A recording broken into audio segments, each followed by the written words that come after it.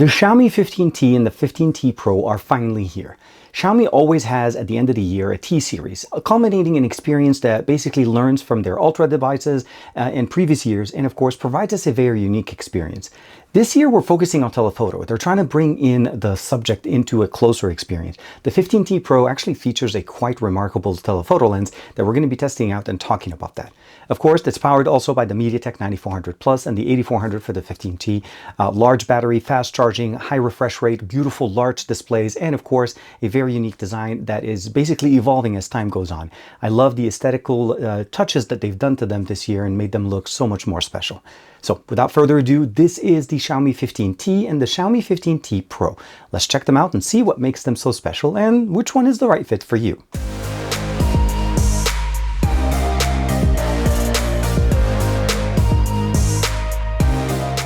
Like and subscribe and make sure you hit that bell icon so that you're always notified to whenever we have new videos for you on the channel. So what I have in front of us is both the 15T and the 15T Pro. Both of them are co-engineered with Leica. This is basically a continuation of the collaboration between Xiaomi and Leica. Again, similar to what we see with the Ultra series. They're bringing in some of their best co-engineering experience and color science from Leica.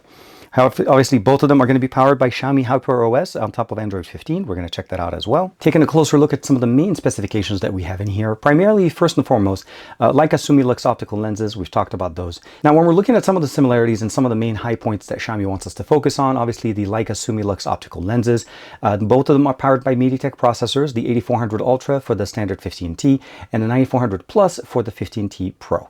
Both are featuring a 6.83-inch display, both at a slightly higher resolution than 1080p, but the main benefit here is that this is clocking at 120 Hz refresh rate and this is at 144 Hz. So although the size may be the same, the performance will be definitely different. Although both batteries are rated to have a capacity of 5500, which is definitely a massive battery, they're charging at a slightly different rate. There's a 67-watt charger, wire charger here only, no wireless on the 15T.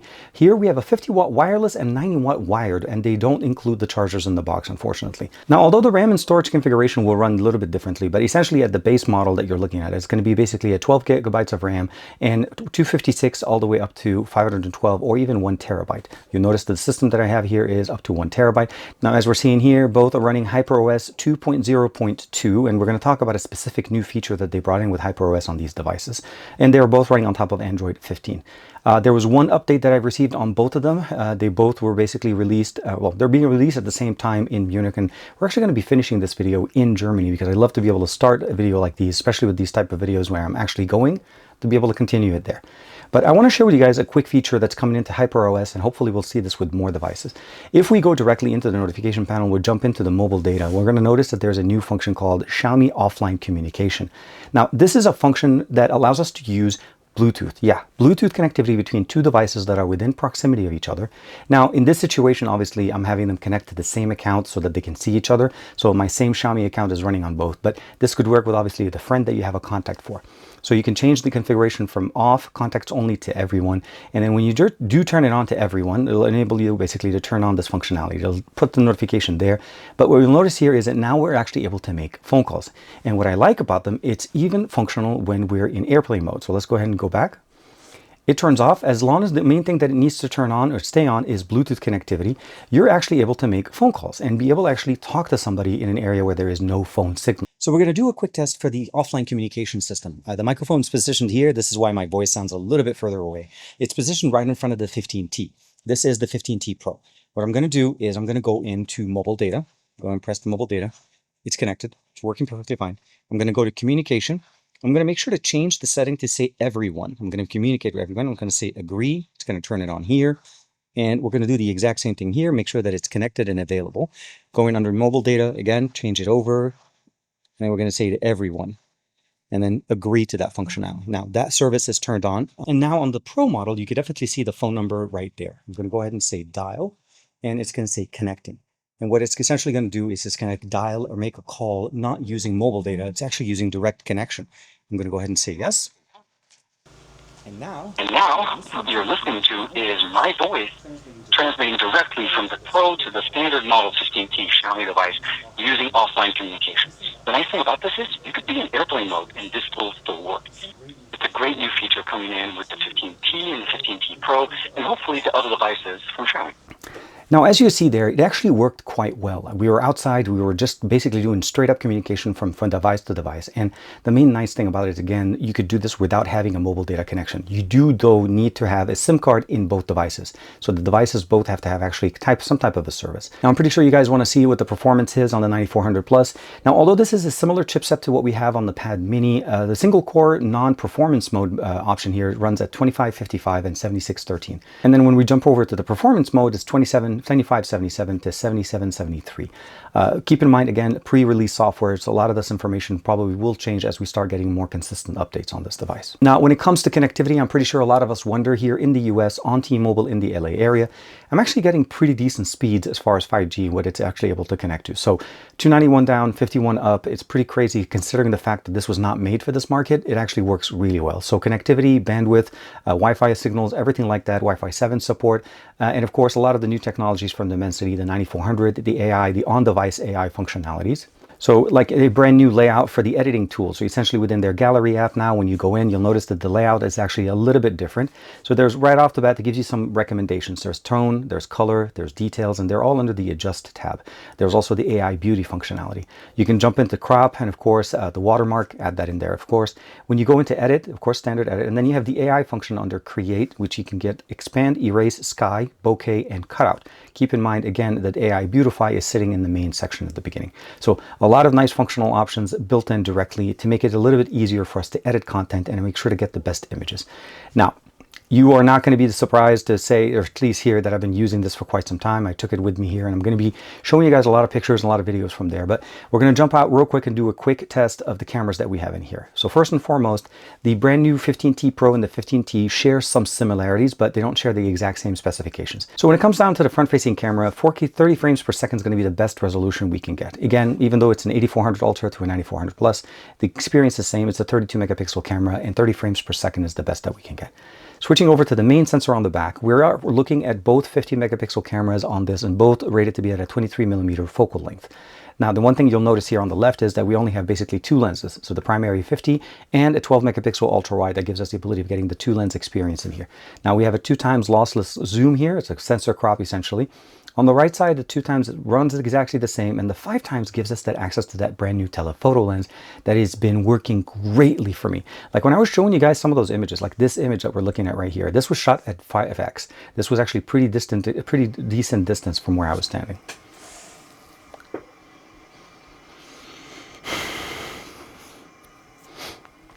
Audio.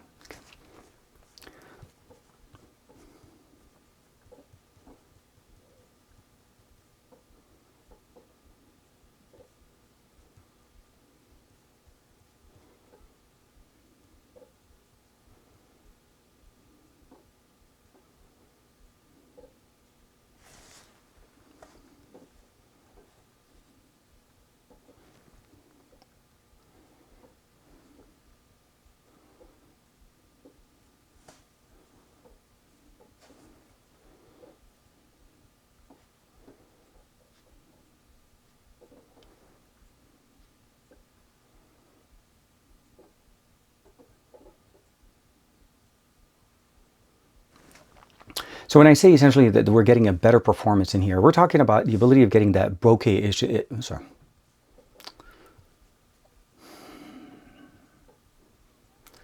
And the 5x lens that we have in here has worked really nice for me. Like the ability of taking really nice crisp shots, and the colors on here, I'm going to show you guys the picture right on top here because it just doesn't represent it very well through the camera lens. It doesn't show the color, it doesn't show the actual the true to life representation.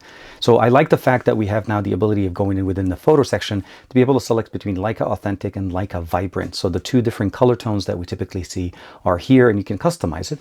We also have a few additional filters in here that we're able to customize. A few different filters as well. If we have the film passive, we have a film negative, the Viv, or essentially the Vibrant, I'm assuming, the natural, the black and white high contrast, and of course the Sophia, and of course the blue color. All of these are Leica specific filters that I decided to use, and I'm showing you guys a quick sample here of the same shot, shot over the different filters that we have in there. And of course you can definitely see that you can definitely tune the experience to your liking and to get the colors the way you want them to be represented in the image. Very nice. And if you want to be able to slap on the the Leica or the watermark, go in there, hit the actual shot itself, go into edit, and then under edit, there's that little watermark. You can go ahead and add those in there.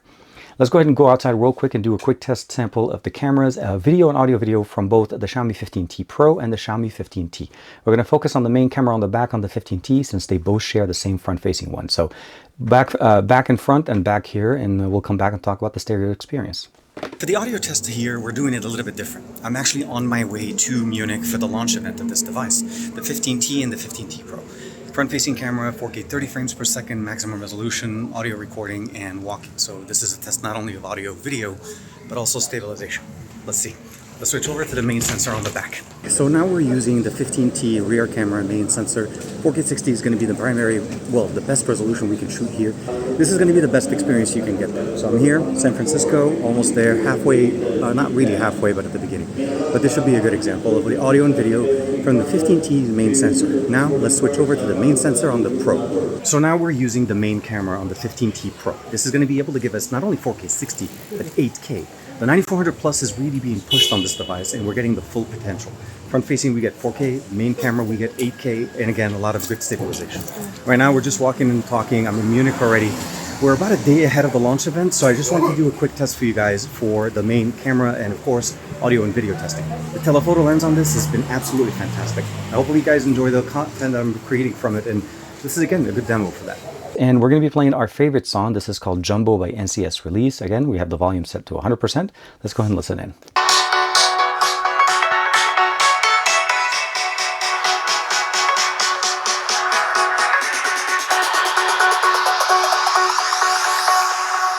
Jack it up. The speakers on this sound pretty good. They're actually nice. They have some a little bit of bass in there, and of course they sound really nice considering the fact that they're firing sideways. So when you're holding the phone in this configuration, you're definitely going to be able to get that sound to just bounce off of your wrist and of course get more louder and more personal for you. Now I do want to mention before we go too far, they do include cases in here. You'll notice that the 15T has that additional sensor thing on the side because that's what we get here as far as the configuration. Now when it comes down to gaming, of course the 9400 Plus is a very powerful processor. We've installed a few games in here. Of course we have the ability of launching them. We have the Razer Nexus application made specifically for the Razer Kishi. Now I show this almost with every device that I'm getting right now because I feel like this is a must-have for any smartphone owner, especially with devices that are large enough to be considered gaming devices. But again, you want to be able to get the full potential of that. So first and foremost, you'll notice is it connects right away. It has a nice separation in the back for heat dissipation. There's no issue there. We have the ability of charging as well as using a plugged-in headset directly in here to be able to play games. And it has the compatibility with different games. Now, the games that it does not support or it does not have a compatibility with, an example would be Call of Duty Mobile. Let's go ahead and launch the game right now. That gives us the ability of basically customizing the experience and adding additional buttons in here. You'll notice there's that little area here at the top. I can customize, add the different buttons, the triggers, and it has a really nice configuration because we also have rear triggers and dual triggers at the top with an additional button. All are customized, all are really positioned, and we have really nice Hall effects joysticks here. Definitely no drift, no issue, and it's a solid performer, and it provides me a full landscape experience here on this device, and I don't have to miss a single inch of it with my fingers covering any of the gameplay. So I can definitely jump in here, jump into a battle royale, or jump into multiplayer, and get the experience that I'm actually expecting out of the game. 120 frames per second is very nice. We also have the game enhancement option here to be able to boost it, customize it. This is how I was also recording it. Now, as you're seeing there, gaming on this device is going to be absolutely great. The 9400 Plus is literally one of the best processors that MediaTek has put out as a Dimensity chipset on the market. The 8400 Ultra is also a very powerful device. It's technically considered to be one step down from the 9400 because it's more of the 8000 series as opposed to the 9000. But at the end of the day, most games, or most FPS games and games on the market at least, are generally going to be running at around 100, 120 frames per second maximum. Very few will go to 144 or even 165. So the Pad Mini goes to 165, but again, with the T Pro goes to 144, 120 on the standard 15T. So the experience is going to be really much, for the most part, as far as gaming, I feel like it's going to be comparable between the two. The stereo speakers are both great. And if you're using something like the Kishi, the Razer Kishi V3 Pro that I showed you guys in this video, you're going to not only get haptic feedback, you're also going to get pass-through charging as well as a headphone jack for absolutely no latency when it comes down to audio from those experiences. Both of these devices are featuring a 15 megapixel primary sensor at both a 23 millimeter main sensor.